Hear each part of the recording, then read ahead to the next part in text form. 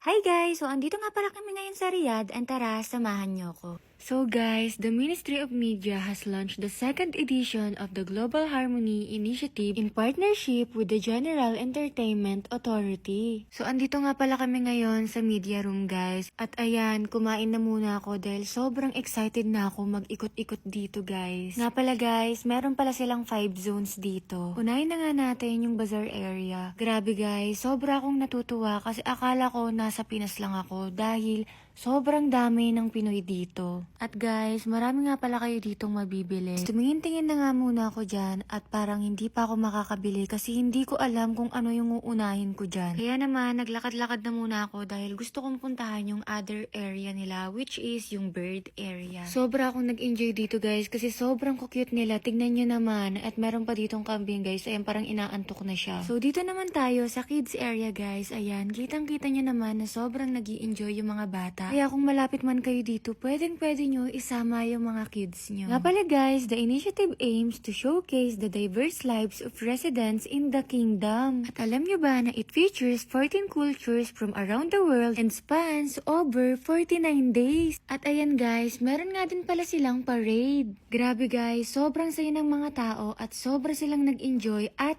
isa na rin kami dun. At ito nga pala yung main stage nila. Grabe guys, hindi ko akalain na makikita ko dito si Kuya Billy at syempre nakapagpa-picture din ako sa kanya. Grabe guys, I'm so happy and honored na na-invite ako sa event na to. Sobrang thank you sa Global Harmony at Ministry of Media. So yun lang guys, bye!